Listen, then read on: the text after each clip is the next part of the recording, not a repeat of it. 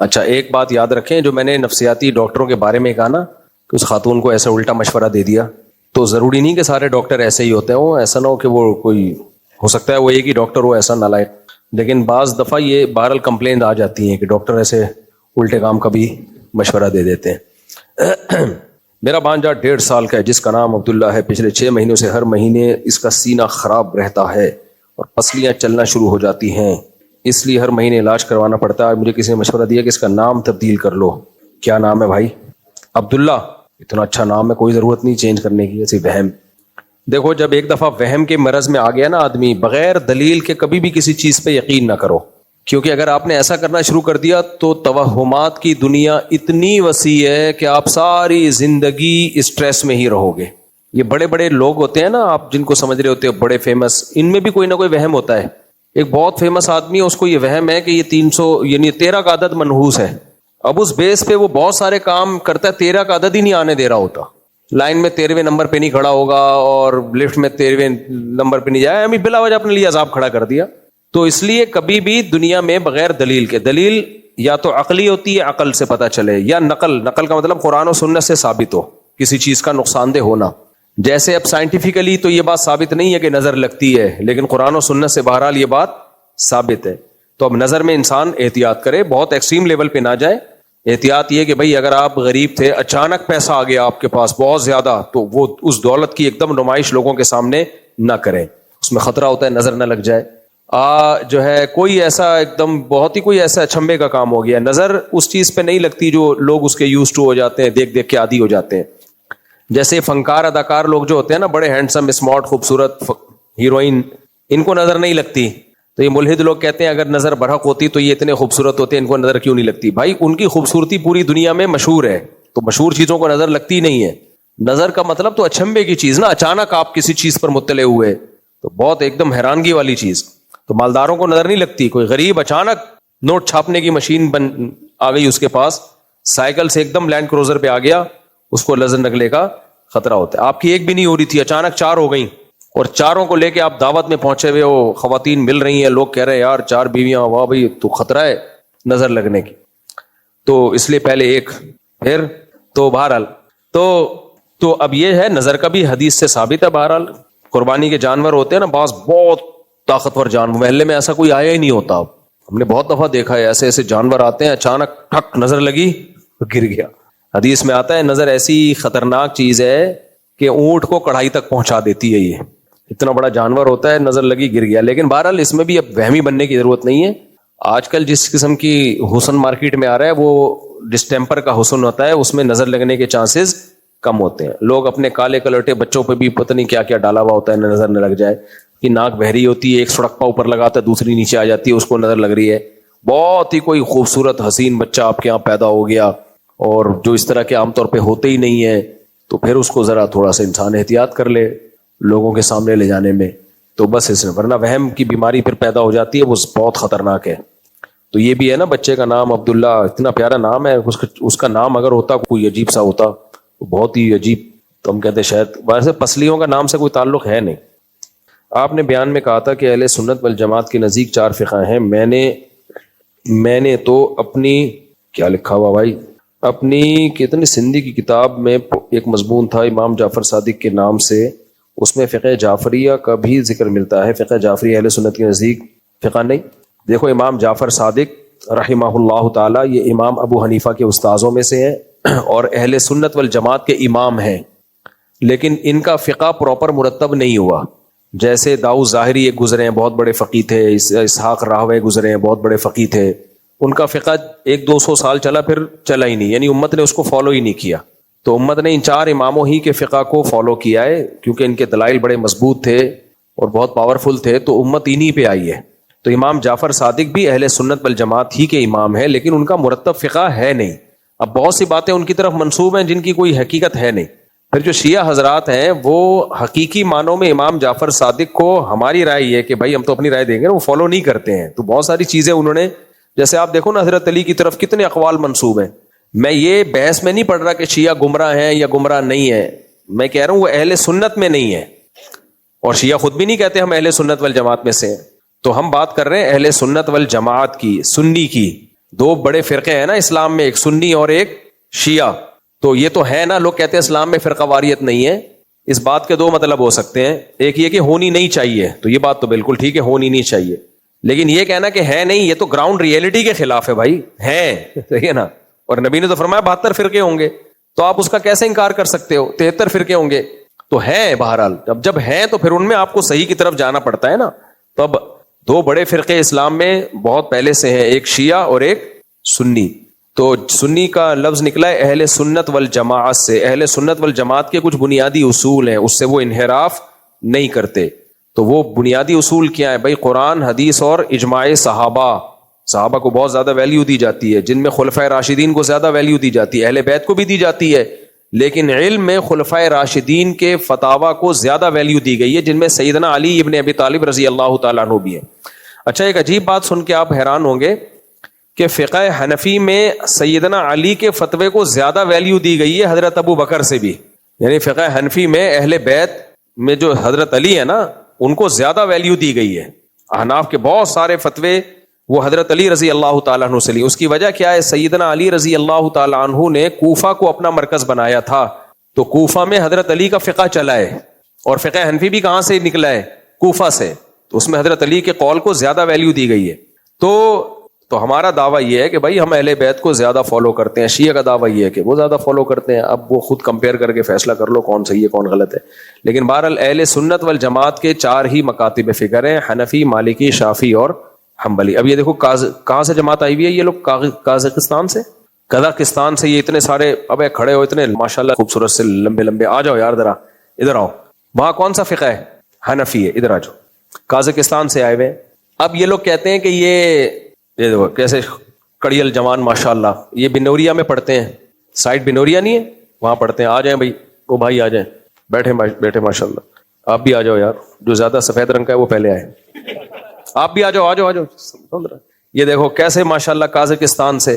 تو وہاں سارے حنفی ہیں, اور اسی کے آگے چیچنیا ہے, قریبی ہے, وہاں سارے شافی ہیں. تو یہ کیا گھاس کھا رہے تھے یار اتنے سالوں سے بیٹھ کے؟ ان کو اسلام کا نہیں پتا تھا. اسلام جب آیا ہے نا ان ملکوں میں, تو یا تو فقہ حنفی کی شکل میں آیا, یا فقہ شافی کی شکل میں آیا, افریقہ میں فقہ مالکی کی شکل میں آیا. اب لوگ آ کے ہمیں بتا رہے ہیں یہ غلط ہے. یعنی جو اسلام آیا تھا وہ غلط تھا, اب کیا آ رہا ہے؟ وہ صحیح آ رہا ہے. یہ دیکھو ماشاءاللہ, ادھر آؤ بھائی. قازقستان کے ماشاءاللہ کیسے جوان علم حاصل کرنے کے لیے آئے ہوئے ہیں یہ. اور یہ لوگ کہتے ہیں مدرسوں میں جو ہے نا وہ دین نہیں سکھایا جاتا, مدرسوں میں منجن بیچا جاتا ہے. تو یہ قازقستان سے منجن لینے کے لیے آئے ہیں یہاں پہ بنوریا میں ماشاءاللہ.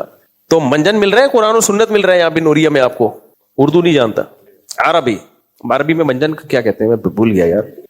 ہل تشتری المنجن بنوریا, منجن پکی ماشاءاللہ. تو اور وہ بھی آ جائیں, وہ بھی تھے. وہ دیکھو قازقستان سے, رشیا کی آزاد ریاستیں ہیں نا یہ دیکھو, یہ سارے آج ملنے کے لیے آئے تھے مجھ سے بنوریا سے. یہ دیکھو ماشاءاللہ مسلمان ہیں, مدرسے میں دین کا علم حاصل کرنے کے لیے آئے ہیں. اگر مدرسوں میں لوگ کہتے ہیں نا منجن بکتا ہے, دیوبندیت بکتی ہے. اگر دیوبندیت بک رہی ہوتی تو قازقستان سے یہ دیوبندیت سیکھنے کے لیے آئے یہاں پہ. بھائی اسلام سکھایا جا رہا ہے, اسلام پڑھایا جا رہا ہے, تو یہ وہاں سے اس سلسلے میں حاضر ہوئے ہیں. بیٹھو ماشاءاللہ. اور کہاں ہیں؟ تفضل ماشاءاللہ, انت من اطول الناس. یہ دیکھو, اور منجن تو نہیں جیب میں رکھا ہوا کہیں؟ آ جاؤ بھائی.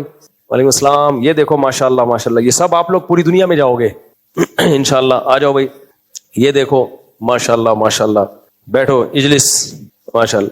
اب مسئلہ یہ ہے کہ ہماری یونیورسٹیوں میں تو باہر سے لوگ اتنے آتے نہیں ہیں, مدرسوں میں آتے ہیں. تو ہمارے سیکولر لبرل طبقے کو یہ بھی ٹینشن ہے کہ یار یہ مولانا لوگ پوری دنیا کے لوگوں کو پڑھا رہے ہیں, تو آپ کی یونیورسٹیوں کا معیار ہی نہیں ہے بھائی. مدرسوں کا ایک معیار ہے.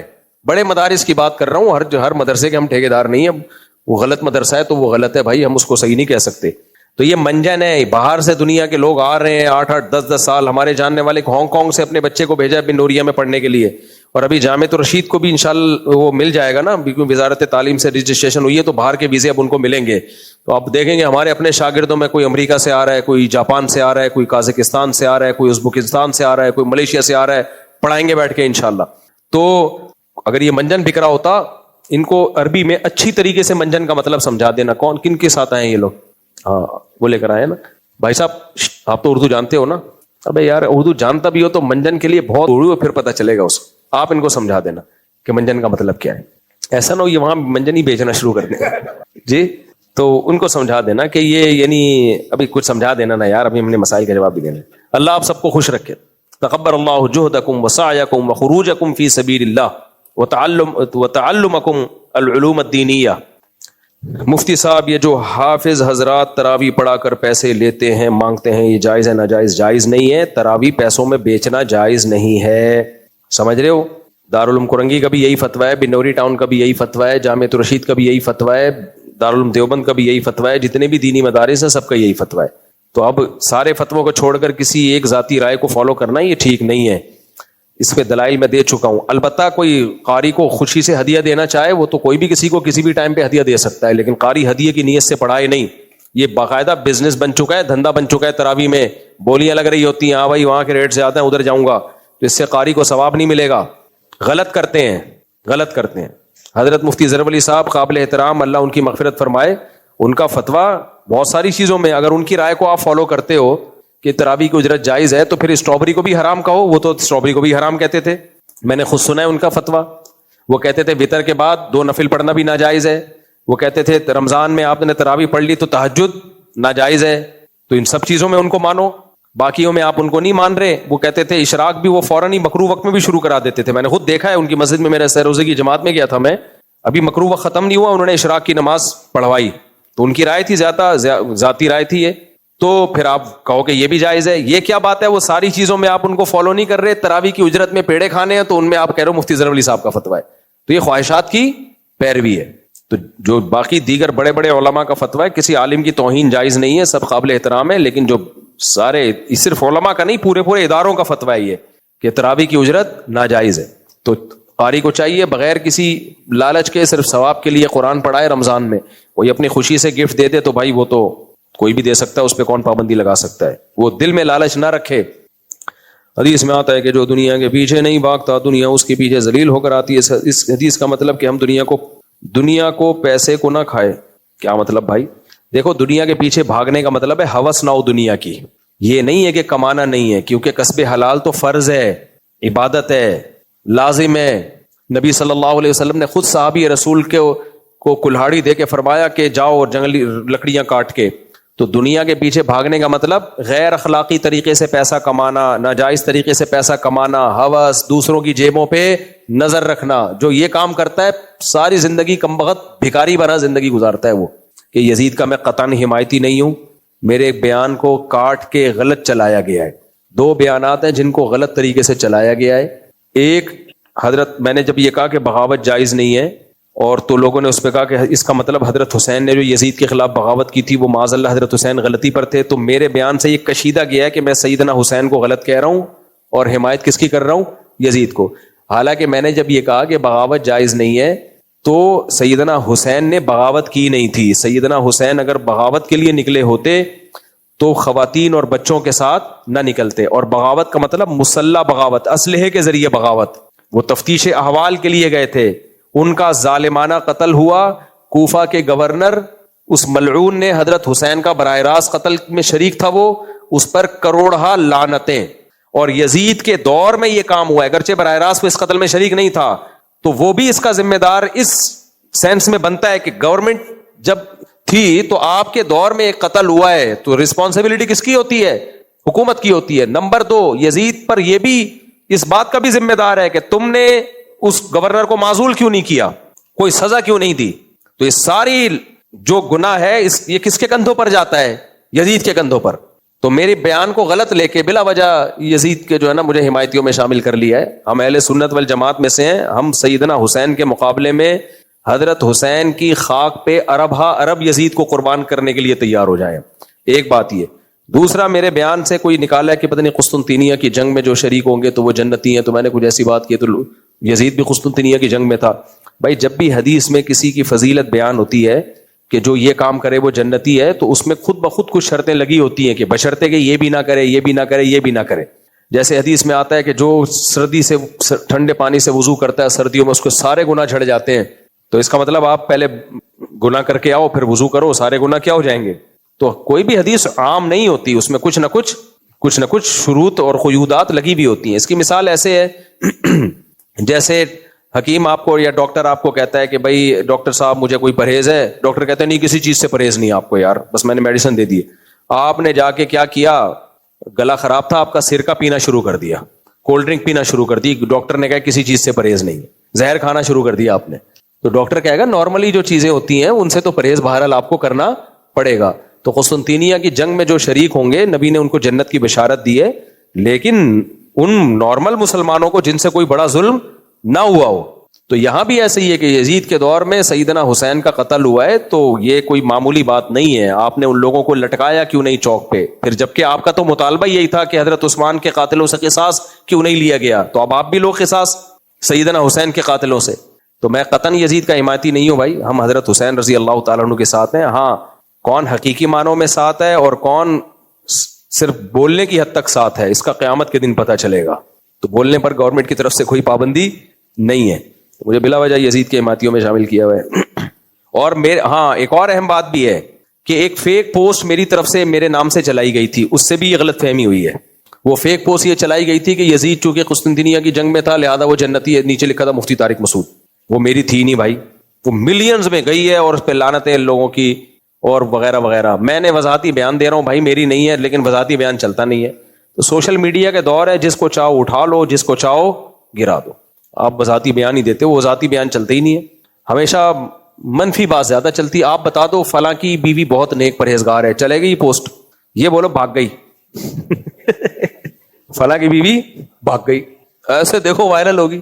کیا ضرورت پڑنے پر کسی بھی دوست کی پرائیویسی, اس کے سوشل میڈیا اکاؤنٹ کی چھان بین کرنا جائز ہے, حرام ہے, ناجائز ہے بالکل. کسی کی پرائیویسی میں دخل اندازی مت دو, اتنا بڑا جرم ہے. نبی نے فرمایا دو آدمی اگر چھپ کے بات کر رہے ہیں نا اور تیسرا ان کی طرف کان لگائے تو اس کے کان میں اللہ پگھلا ہوا سیسا ڈالیں گے کہ جب وہ تمہیں اپنی بات نہیں بتانا چاہ رہے تم کیوں گھسے ہوئے ہو. کیسے ہوتا ہے دیکھو, آپ لیٹے ہوئے ہو آنکھیں بند کر کے, کوئی آ کے بات چیت شروع کر دے, آپ کے نیک ہونے کی علامت یہ ہے کہ آپ آنکھیں کھول کے بتا دو کہ میں جاگ رہا ہوں. کوئی میرے سامنے ایسی بات نہ کرنا جو مجھ سے چھپانا چاہتے ہو. لیکن گھنے بن کے اگر اور آنکھیں بند کر دیں, خراٹے لینا شروع کر دے, یہ آپ کے 2 نمبر ہونے کی علامت ہے. انسان کے کیریکٹر کا بہت آرام سے پتہ چل جاتا ہے. موبائل پکڑا دو کسی کو, وہ گیلری میں کیوں گھس رہے ہو بھائی, تم جو کام تمہیں دیا گیا بس ان باکس میں کیوں گھس رہے ہو, واٹس ایپ میں کیوں گھس رہے ہو. تو یہ بہت غلط حرکت ہے. یہ کیا نیاز کا, ہاں کوئی ملک کو خطرہ ہو, کوئی ایجنسی کے لوگ ایسے کر رہے ہوں ملک کو, وہ بھی اس حد تک ایجنسیز کو بھی اجازت نہیں ہے کہ ہر ایک کی پرائیویسی میں بلا وجہ گھستے رہیں, کیونکہ یہ لوگ کال ریکارڈ کر سکتے ہیں.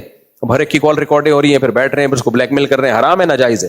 واقعی ملک کو خطرہ ہو کسی شخص سے کہ بھائی کوئی ایسا تو نہیں ہے کہ اسلام دشمن قوتوں سے اس کے کوئی ریلیشن ہو رہے ہیں, تو وہ ایک الگ بات ہے. کیا نیاز کا کھانا کھانا جائز ہے, جیسے 11ویں کوئی مجھے کھانا کھانا ہی ٹھیک نہیں ہے, روزے رکھنا اچھا عمل ہے. بھائی اسلام میں کھانا کھانے کی کوئی فضیلت نہیں ہے. اسلام میں ہے کہ جب جان پہ بن رہی ہو تو کھانا کھانا واجب ہے جان بچانے کے لیے, بس.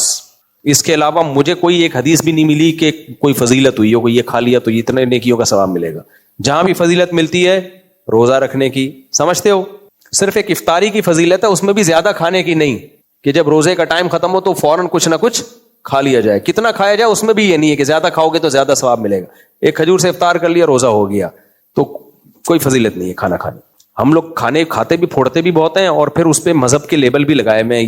یہ محرم کی حلیم ہے, یہ تیجے کا ہے, یہ 11ویں کا ہے, یہ 12ویں کا ہے, یہ 13ویں کا ہے, یہ 14ویں کا ہے, یہ 15ویں کا ہے, یہ برسی کا ہے. کھاتے رہو کھاتے رہو کھاتے رہو. تبھی مسلمان ماشاءاللہ اتنا اللہ نے مسلمانوں کو نوازا ہے, برکتیں ہی برکتیں نظر آئیں گی آپ کو.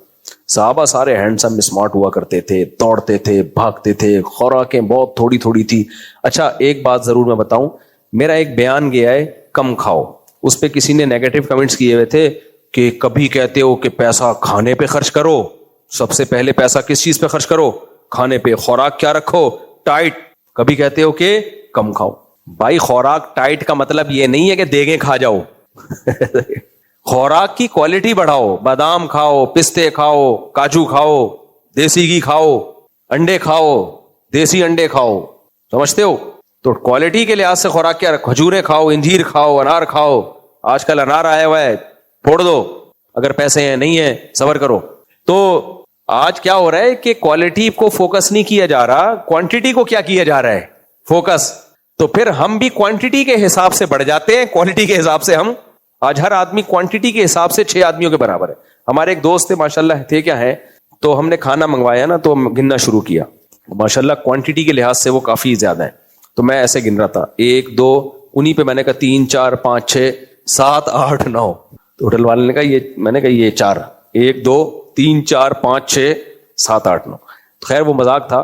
تو اسلام میں کم کھانا ہے لیکن اچھا. ہمارے نبی کی خوراکیں دیکھو کیا زبردست خوراک تھی آپ صلی اللہ علیہ وسلم کی, بالکل آرگینک. دودھ کیسا پیا, ادھر بکری کے تھنوں سے دودھ نکالا ادھر پیا ایسا. اور بکری بھی وہ جو چرنے والی بکری, گائے بھی وہ جو چرنے والی, اونٹ بھی وہ جو آج جو چر بھی رہے ہیں وہ بھی یوریا کی کھاد سے چر کے کھا رہے ہیں. اتنا 2 نمبر ہی ہے نا خوراکوں میں. ہم تو زندہ کیسے ہیں, بس پہ اللہ کا شکر ادا کیا کرو. پھر بھی اب بہرحال اس سے بہتر ہے, کیا کر سکتے ہیں. مرغی کے بارے میں بھی ڈاکٹروں کی ریسرچ ہے کہ یہ جو فارمی انڈا ہے, یہ مرغی ساری زندگی ایک ہی جگہ کھڑے ہو کر اسٹریس میں گزارتی ہے, اس کو یہ ٹینشن میں گزارتی ہے. آپ دیکھو نا چوزا نکلا, اس کی لائف انجوائے کرنے کا ٹائم ہی نہیں مل رہا اس کو. میری زمین پہ آ کے دیکھو کبھی, جو میرے پاس ایک بڑی جگہ ہے, کچی جگہ ہے, وہ میں نے ادھار لی ہوئی ہے کسی سے. تو میں نے اپنی مرغیاں 50 مرغیاں وہاں جا کے چھوڑ دی. ان مرغیوں کی لائف اسٹائل دیکھو, ان کی خوشیاں دیکھو, ان کا بھاگنا دوڑنا, چوزوں کا انجوائے کرنا. اور یہ فارمی مرغی کو آپ دیکھ لو, دونوں کے انڈے میں کوالٹی کے لحاظ سے فرق ہوگا. پہلے ڈاکٹر اس بات کو نہیں مانتے تھے, اب انہوں نے ماننا شروع کر دیا ہے کہ فرق ہوتا ہے دونوں, اور کھا کے پتہ چل جاتا ہے فرق ہے. تو اسی طرح بکری ہے, اسی طرح گائے ہے. انسان نے بیڑا غرق کر دیا ہے دنیا کی ہر چیز کا, اس کا بس نہیں چل رہا. یہ پلاسٹک کے انڈے کھلانا شروع کر دے. سنا ہے چائنا نے بنا لیے پلاسٹک کے انڈے. اچھا یہ بات ذہن میں رکھو, لوگ کہتے ہیں ہم یہ آرگینک چیزیں اور بکری پالیں. بھائی جو بعد میں بیماریوں پہ خرچ ہوگا نا, اس سے بہتر ہے کہ آپ دیسی چیزوں پہ خرچ کر لو. میں بلوچستان گیا ہوں, 90 سال کے بوڑھے دیکھے ہیں, خالی بکری کے دودھ پہ چل رہے ہیں. وہ بکری کے دودھ پہ, مرغیوں کے انڈوں پہ, بکریوں کے دودھ پہ, اور روٹی کھاتے ہیں. روٹی بھی انہی کی گندم کی, اور کبھی کبھار ان کو شہد مل جاتا ہے, کہیں سے چھتا توڑ کے لے آتے ہیں. ہمارا تو شہد بھی 2 نمبر ہے. گلوکوز کی دکانیں ہیں جہاں شہد تیار ہو رہا ہے. مجھے ایک بندے نے بتایا, مفتی صاحب کبھی خوشبو لگا کے آؤ, لیاری میں آپ کو وزٹ کراؤں گا. ایک دکان ہے گلوکوز سے شہد بن رہا ہے, اور ایسے خوبصورت اسٹیکر کے ساتھ وہ کہاں کہاں جا رہا ہے. اچھا لوگ کہتے ہیں امپورٹڈ, یہ بھی 2 نمبریاں بہت ہو رہی ہیں. باہر کی کمپنی کے اسٹیکر چھپوا کے لوکل چیزوں پہ امپورٹڈ لگایا ہوا ہوتا ہے. ہم بوتل سے پڑھ رہے ہیں امپورٹڈ جاپان. کھا لیا بے, اسٹیکر میں کتنا ٹائم لگتا ہے میرے بھائی, جاپان کا نقشہ بنا دو اور اسٹیکر تھوپ دو. بہت دھاندلی ہے, بہت دھاندلی. اس لیے کوئی کہتا ہے نا میں خالص دودھ پی رہا ہوں, تو کہو لطیفہ کسی اور کے سامنے جا کے سنانا. یہ لطیفے اب کیا ہو گئے ہیں, پرانے. خالص دودھ صرف وہی پی رہا ہے جس کی اپنی بھینس ہو, حقیقت ہے اپنی گائے ہو, خود اپنے سامنے نکالے. گوالے پر بھی اعتماد مت کرو, 2 نمبریاں اتنی ہیں. کوئی پتہ نہیں وہ گوالا اپنے گھر لے کے جا رہا ہو خالص, اور تمہیں چونا ملا کے پلا رہا ہو. میں نہیں کہہ رہا گوالوں سے بدگمان نہ ہو, لیکن کوئی بھروسہ نہیں ہے بھائی. اور کبھی آپ نے باڑوں میں دودھ نکالتے ہوئے دیکھا گوالوں کو, گائے وہیں پیشاب کر رہی ہوتی ہے. اب ایسا نہ ہو تم پینا چھوڑ دو, ڈبے سے بہرحال یہ بہتر ہے. وہیں پیشاب کر رہی ہے, اسی کی چھینٹیں بھی اندر جا رہی ہیں, 2-4 مینڈک بھی اچھل کود کے چلے جائیں, کوئی فرق نہیں, چھن کے سب نکل جاتا ہے. تو گندگی اس میں اتنی, اور پھر کھلا کیا رہے ہیں گائے کو. ہم اس پہ خوش ہیں جی, آرگینک دودھ ہے ماشاءاللہ, اس میں اتنے پروٹین اتنے. بھائی گائے کو یا بھینس کو آپ گندم کھلا رہے ہو جو فل کارب ہے, تو اس سے اتنی موٹی ملائی آ رہی ہے اس کے اندر وہ منرلز نہیں آ رہے جو گھاس میں اللہ نے رکھے ہیں. ہماری سارا فوکس ہوتا ہے تو دودھ میں ملائی کیا ہے, اتنی موٹی ملائی, اور گاڑھا دودھ, خوشبودار دودھ. تو یہ گائے کا سچی مچی کا نہیں ہے. جب گائے کو ایسے ہی آپ کھلا چھوڑ دیں گے, وہ گھاس کھائے گی, اس کے دودھ میں اتنا ذائقہ نہیں ہوگا, لیکن طاقت کیا ہوگی, زیادہ ہوگی. لیکن طاقت ایک طرف, تو وہ مسٹنڈے بنے ہوتے ہیں پھر دودھ پی پی کے. آپ دیکھو حال کیا ہو رہا ہے. تو اس لیے میں نے اونٹنی کا خالص دودھ پینے کی ایک دفعہ کوشش کی تھی. بتا دوں وہ واقعہ بڑا دلچسپ ہے. اونٹنی کا دودھ بہت اچھا ہوتا ہے, تازہ فریش دودھ کہیں سے مل جائے, بہت اچھا ہے, اس میں 0 فیٹ ہے. مجھے لوگوں نے کہا وہ 600 روپے کلو, 1000 روپے کلو خالص لے کر آؤں گا. میں نے کہا نہیں بھائی, میں اپنی آنکھوں سے جب تک اونٹنی کا دودھ نہیں نکالوں گا مجھے یقین نہیں آئے گا, اتنے دھوکے ہوئے. تو ادھر ایک جگہ ہے جہاں اونٹنیاں کھڑی ہوتی ہیں, ہم صبح صبح چلے گئے. ہم نے کہا آج ہم خالص دودھ پیئیں گے اونٹنی کا. تو میں نے کہا جی جتنے کا بھی ہو مجھے چاہیے خالص. اس نے کہا یہ بالٹی میں ابھی نکالا ہے. میں نے کہا پاکستان ہے, ہم اعتماد نہیں. کہہ رہے سائیں ابھی تمہارے سامنے. میں نے کہا نہ, ہمارے سامنے نکالو. کہہ رہے کہ پھر زیادہ پیسے ہوں گے. میں نے کہا میں دے دوں گا, میرے سامنے نکالو. وہ گلاس لے کے جانے لگا. میں نے کہا پہلے گلاس دکھا, اندر تو نہیں کچھ ڈالا ہوا. پتہ نہیں وہ دوسرا گلاس لایا, کیا کیا, یوں یوں یوں کیا, نہیں تھا اندر اس کے کچھ. میں جب گیا نا تو اب ہوشیار دیکھو کتنے ہوتے ہیں, ادھر بندہ کھڑا ہو گیا, ادھر عورت کھڑی ہو گئی, یعنی اونٹنی کے تھن کے ایک طرف آدمی, دوسری طرف عورت, اور دونوں یوں سر چپکے ہوئے ہیں اور دودھ نکال رہے ہیں. اب عورت کی وجہ سے ہم جا بھی نہیں سکتے قریب میں یار, کہ یار میں جا کے جھانک کے تو دیکھوں, اور پھر عجیب سا بھی لگ رہا ہے کہ بولیں گے بس کرو مولوی صاحب یار اور کیا چاہیے تمہیں. ہم گئے, انہوں نے گلاس بھی دکھا دیا, کچھ بھی نہیں ہے, بالٹی تھی چھوٹی سی, دودھ نکال لیا. میں نے کہا یا اللہ, امید تو یہی ہے کہ اس سے زیادہ اور تو کوئی تفتیش ہو نہیں سکتی. خیر جی, ہم دودھ لے کر آئے, خود بھی پیا, بچوں کو ذائقہ ہی نہیں آ رہا, پتلا پتلا پانی پانی لگ رہا تھا بالکل. میں نے کہا یار اونٹنی کا دودھ تو بڑا ایک ایسا ہوتا ہے, پہلی دفعہ پیو تو پیٹ جاری ہو جاتا ہے, کچھ بھی نہیں ہو رہا, ایسے جیسے پانی پیا ہو ہم نے. تو میں نے اگلے دن اس کو جا کے بولا یار اتنا پانی, کہتے ہیں سائیں اونٹنی کا ایسا ہی ہوتا ہے. پتہ ہے کیا کہانی تھی, بعد میں تفتیش سے پتا چلا ان کمبختوں نے ادھر پانی کا پمپ لگایا ہوا تھا. یہاں ہوتا ہے ادھر سے پائپ آ رہا ہے, ادھر بوتل ہے, ادھر پانی ہے. وہ کیا کرتے ہیں, جب یوں کیا نا تو یوں دبایا, ادھر سے پچکاری پانی کی نکلی اور گلاس میں گئی. یہ دونوں پروگرام اونٹنی کے اور ان کے اپنے دونوں ساتھ چل رہے تھے, ادھر سے ایک پچکاری, وہاں سے ایک پچکاری, ادھر سے ڈش ڈش ڈش ایسے. تو آدھا دودھ آدھا پانی, اور ہو سکتا ہے دودھ کم ہو پانی زیادہ ہو. اس لیے خالص والص جو بولتا ہے نا کہ میں خالص, تو مجھے تو انڈوں پہ شک ہو گیا, یہ ہم انڈا ہی کھا رہے ہیں, کوئی پلاسٹک کی کوئی چیز تو نہیں ہے, کیا کھا رہے ہیں واللہ عالم. خیر انڈا ہے, میں زیادہ وہم میں نہ جائیں آپ. تو یہ ہے پاکستان ترقی کرے گا اور ہم چاند پہ انشاءاللہ. اس لیے میں کہتا ہوں اپنے کام سے کام رکھو. اونٹنی کا خالص دودھ پینا ہے, اونٹنی پال لو اگر اللہ نے پیسے دیے.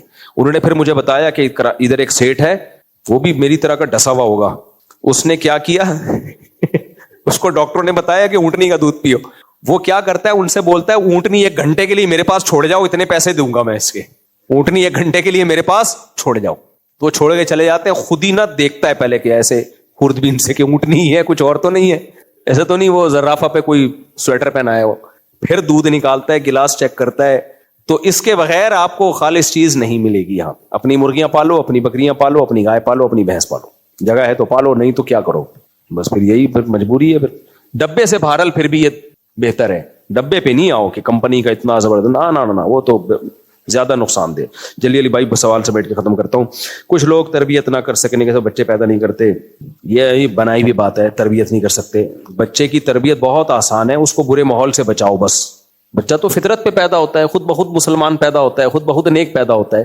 وہ برا پیدا ہوتا تو ٹھیک کرنا مشکل ہوتا. بچے کو بگاڑا جاتا ہے, سدھارا نہیں جاتا. بگڑتا وہ برے ماحول سے ہے, برا ماحول سے بچاؤ گے تو خود بخود کیا ہوگا, وہ سدھرے گا. اور پھر بچے زیادہ ہوتے ہیں, خود ایک دوسرے کی تربیت کرتے ہیں, وہ خود ایک دوسرے کی بہن بھائی خود ایک دوسرے کی بہت اچھی تربیت کر رہے ہوتے ہیں. میرے انسان کے ساتھ ایک شیطان ہوتا ہے. آپ صلی اللہ علیہ وسلم کا فرمان ہے ہر انسان کے ساتھ ایک شیطان ہوتا ہے. اس میں کیا مصلحت ہے؟ مصلحت یہی ہے کہ شیطان نے سجدے سے انکار کیا تھا, تکبر میں آ گیا کہ میں گمراہ کروں گا, اللہ نے اس کو مہلت دے دی, ٹھیک ہے تو بھی زور لگا. تو جو نیک لوگ ہیں وہ تیری باتوں میں نہیں آئیں گے, تو آزمائش ہے انسان کی. تو شیطان بری باتوں کی ترغیب دیتا ہے, فرشتے اس کو نیک باتوں کی ترغیب دیتے ہیں, تو پھر آزمائش ہے بس. جی اچھا, اولاد نہ ہونے کی وجہ سے دوسری شادی کے لیے کوئی رشتہ نہیں مل رہا, کیونکہ طلاق یافتہ اور بیوہ بھی دوسری بیوی نہیں بننا چاہتی. شادی دفتر والے بھی اکثر فیک ہیں, تو کیا کریں؟ ترغیب کے ساتھ آپ کو ادارہ بھی بتائیں تاکہ مسئلہ حل ہو. یہ بہت اہم مسئلہ ہے یار, میں ترغیب دیتا ہوں لیکن لوگوں کو پھر رشتہ نہیں ملتا, کوئی ادارہ نہیں ہے. اور شادی دفتر والے سارے نہیں, بہرحال بڑے بڑے ڈرامے باز ہیں ان میں. تو اس میں یہ ہے کہ فی الحال تو رفیع بھائی کا نمبر یام نے دیا ہوا ہے, ان سے رابطہ کیا جا سکتا ہے. وہ بڑے اس معاملے میں کافی, یعنی کوئی ان پہ کوئی الزام نہیں ہے, کیونکہ یہ شادی دفتر کا کام ایسا ہے نا کہ اس میں خود اپنے اسکینڈل بڑے لوگوں کے بننا شروع ہو جاتے ہیں خواتین کے ساتھ, ان کو خود بیوقوف بناتے ہیں. تو ایسے بھی لوگ ہم نے پکڑے ہیں. تو ان سے رفیع بھائی سے رابطہ کر لیں, میں دعا ہی کر سکتا ہوں اللہ نیک صالح زوجہ عطا فرمائے آپ کو, اور نیک صالح اولاد بھی عطا فرمائے. ڈاکٹر اسرار احمد فرما رہے تھے کہ آپ صلی اللہ علیہ وسلم کا فرمان ہے اگر آپ گناہ نہیں کرتے تو اللہ ایک اور قوم پیدا کر دے گا. یہ حدیث میں آتا ہے کہ اگر تم گناہ بالکل ساری لوگ چھوڑ دینا تو اللہ ایسے لوگ پیدا کرے گا جو گناہ کریں اور پھر وہ توبہ کریں اور اللہ ان کی توبہ کو قبول کرے. دیکھو حدیثوں کو ہمیشہ دوسری حدیثوں کے ساتھ ملا کے مطلب سمجھا جاتا ہے. گناہ کرنے کی قطعاً اجازت نہیں ہے, قرآن کے صاف الفاظ ہے جو بھی گناہ کرے گا سزا ملے گی. لیکن صحابہ کرام تقوی کے اس مقام تک پہنچ چکے تھے کہ ان پہ خوف کا بہت غلبہ ہو گیا تھا, خوف کا غلبہ بہت ہو گیا تھا. تو جس پہ خوف کا بہت غلبہ ہو جائے نا, اگر کبھی اس سے غلطی سے کوئی کوتاہی ہو جائے تو اس کو پھر تسلی نہیں ملتی. وہ پھر یہ سوچتا ہے کہ پتہ نہیں اب میرا ہوگا کیا, میں تو جہنم میں گیا. تو ایسے لوگوں کو تسلی دینی پڑتی ہے کہ بھائی گناہ ہو گیا نا تو توبہ بھی تو عبادت ہے, اور یہ عبادت اللہ کو اتنی پسند ہے کہ ساری دنیا کے سارے انسان اگر گناہ چھوڑ دیں تو اللہ کہے گا نہ کچھ ایسے لوگ بھی تو ہوں جن سے گناہ ہو اور وہ توبہ کرے تو میں کیا کروں, معاف کروں, کیونکہ مجھے معاف کرنے میں بھی مزہ آتا ہے. تو یہ امید کے لیے اس کا تعلق ہے باب الرجا سے, امید دلانے کے لیے. اس کا مقصد یہ نہیں گناہوں پہ آپ جری ہو جائیں. تو یہ ان لوگوں کے لیے جو اتنے نیک ہوتے ہیں کہ کبھی ان سے کوئی کوتاہی ہو جائے تو تسلی ہو نہیں رہی ہوتی, تو ان کے سامنے یہ حدیث سنانے کی ہوتی ہے. ہم جیسے نالائقوں کے سامنے یہ حدیث ہمارے لیے نہیں ہے کہ جی چلو اتنی فضائل ہیں گناہ کے, گناہ کی کوئی فضیلت نہیں ہے. اہل حدیث حضرات دو اعتراض کرتے ہیں, پورا سوال پڑھیں. پہلا اعتراض یہ, حضرت عثمان غنی نے جمعے کی دوسری اذان آغاز کی اور وجہ یہ تھی کہ دور دراز لوگوں تک آواز نہ پہنچے, ان تک آواز پہنچا دی جائے. لیکن آج تو نماز کا وقت معلوم ہوتا ہے. حنفی لوگ پہلی اذان بڑے اسپیکر پہ دیتے ہیں, دوسری اذان مسجد کے اسپیکر پہ. ایک تو جس کو جو نزلہ گرانا ہوتا ہے حنفی لوگ یہ کرتے ہیں, یہ تو شافی بھی کر رہے ہیں, مالکی بھی کر رہے ہیں, حنبلی بھی کر رہے ہیں. دو اذانیں سعودیہ میں بھی ہو رہی ہیں, جاپان میں بھی ہو رہی ہیں, انڈونیشیا میں بھی ہو رہی ہیں, ملیشیا میں بھی ہو رہی ہیں. جس کو کوئی نزلہ گرانا ہوتا ہے حنفی یہ بولتے ہیں, حنفی بولتے ہیں 3 طلاق 1 ہوتی ہے. بھائی سارے چاروں مکاتب فکر بولتے ہیں 3 طلاق 3 ہوتی ہے, وہ کہتے ہیں حنفی بولتے ہیں 3 1 ہوتی ہے. چاروں مکاتب فکر کہتے ہیں کہ تراویح کتنی ہے, 20 رکعت تراویح ہے, 3 طلاقیں 3 ہیں. تو حنفی نہیں کہتے کہ صرف 3 3 ہوتی ہیں, سارے مکاتب فکر کہتے ہیں. لیکن جس کو نزلہ گرانا ہوتا ہے حنفیوں میں ڈال دیتا ہے. تو یہاں بھی ایسا ہی ہے, سب مکاتب فکر میں اذانیں کتنی ہیں 2. وجہ اس کی ہے کہ علیکم بسنتی و سنت الخلفاء الراشدین المہدیین, نبی نے فرمایا میری اور خلفائے راشدین کی سنت کو لازم پکڑو. تو خلیفہ راشد سیدنا عثمان نے جب ایک سنت جاری کر دی جمعے کے دن 2 اذانوں کی, اور پوری امت نے اس میں حضرت عثمان کو فالو کیا, تو ہمیں بھی فالو کرنا پڑے گا. 1.5 اینٹ کی الگ مسجد ہم نہیں بنا سکتے. یہ دلیل کہ اس وقت ضرورت تھی اب ضرورت نہیں ہے, فی نفسی ہی یہ دلیل درست ہے کہ بھائی اس وقت ضرورت تھی اب ضرورت نہیں ہے, لیکن اس وقت پھر تو اب پہلی اذان کی بھی ضرورت نہیں ہے. کیا خیال ہے بھائی؟ اس لحاظ سے تو پہلی اذان کی بھی ضرورت نہیں ہے. اب لوگوں کو ٹائم پتا ہوتا ہے کہ 2:30 بجے نماز ہوگی, 1 بجے نماز ہوگی, تو اس لاجک کی بیس پہ تو پہلی اذان بھی اڑا دو آپ. تو جب پہلی نہیں اڑا رہے کہ بھائی اذان ہے, مشروع ہے, تو اسی طرح دوسری اذان بھی نہیں ختم کی جا سکتی کہ جب ایک اذان حضرت عثمان نے شروع کر دی اور پوری امت نے اس کو مان لیا تو اب لاجک کی بیس پہ اس کو ختم نہیں کیا جا سکتا, کیونکہ حدیث میں میری اور خلفائے راشدین کی سنت کو لازم پکڑو, تو اب نہیں اس کو ختم کیا جا سکتا.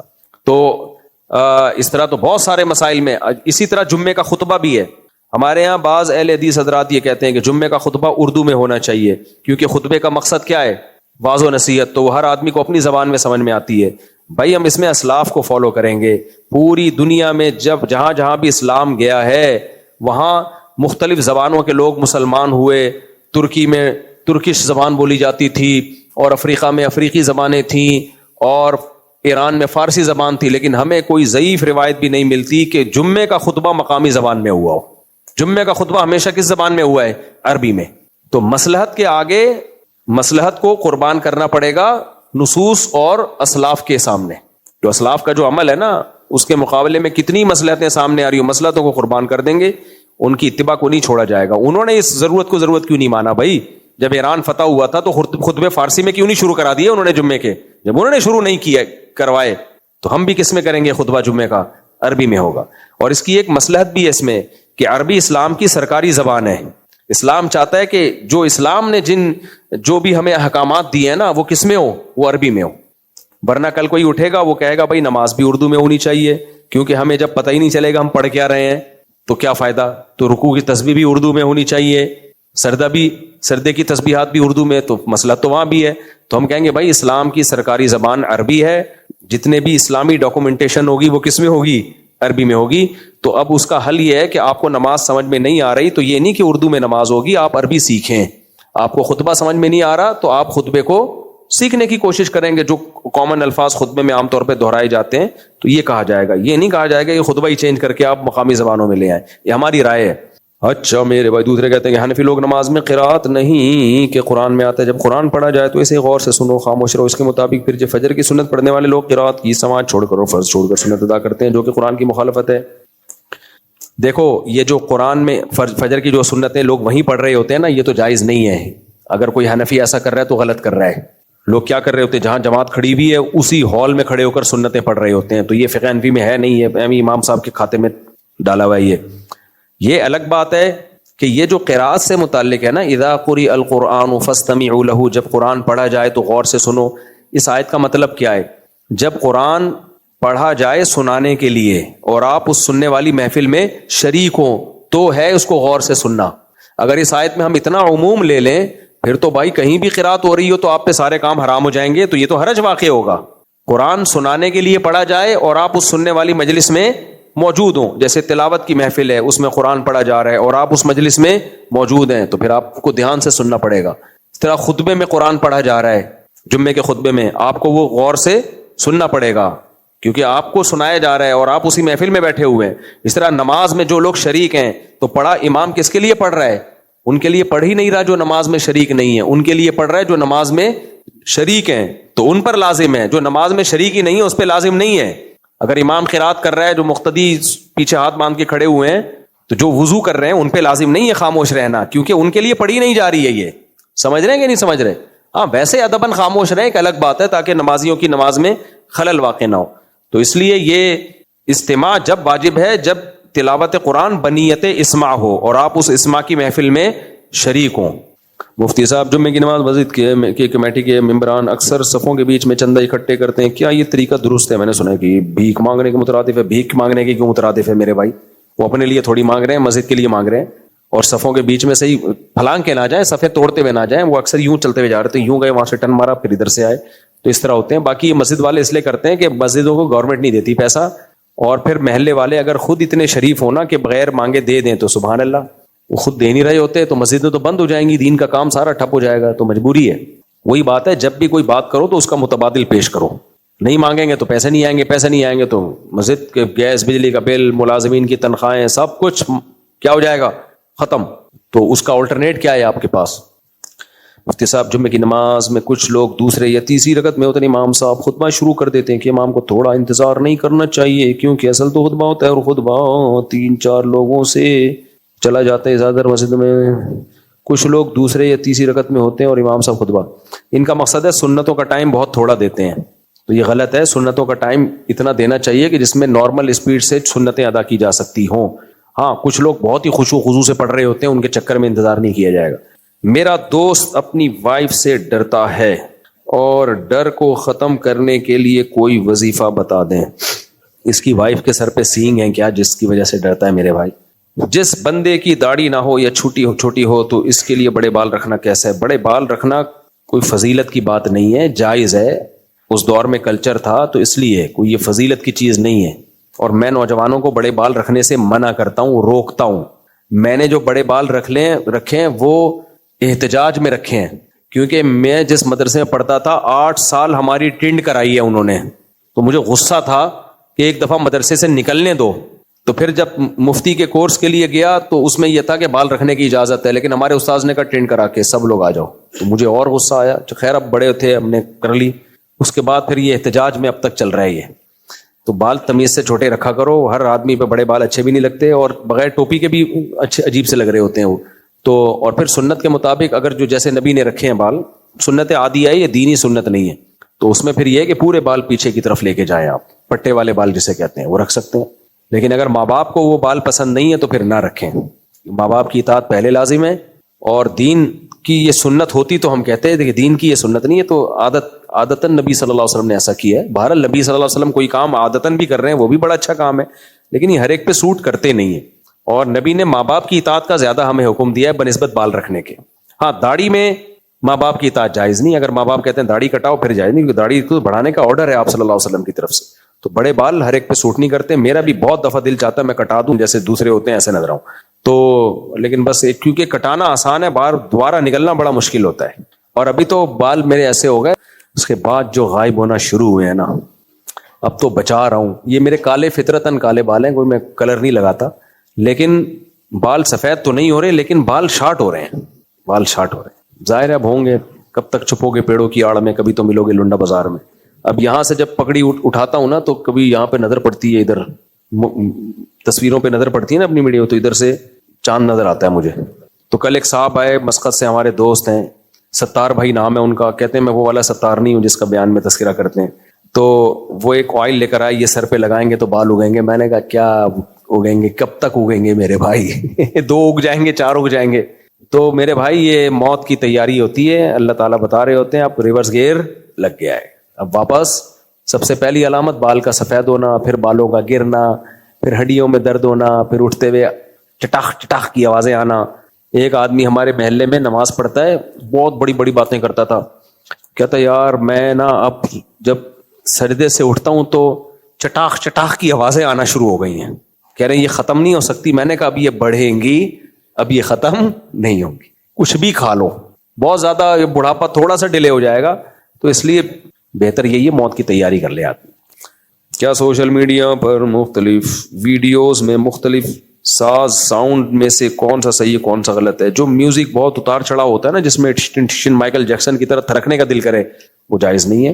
باقی ایسے کوئی غم کا چلا ہوا ہوتا ہے ایسے کر کے آ رہا ہوتا ہے, اس میں کوئی حرج نہیں ہے, گنجائش ہے اس کی. وہ صرف اس میں ایک وہ پیدا کرنے کے لیے ہوتا ہے, افیکٹ پیدا کرنے کے لیے. کوئی غم ہے تو تھوڑا سا غم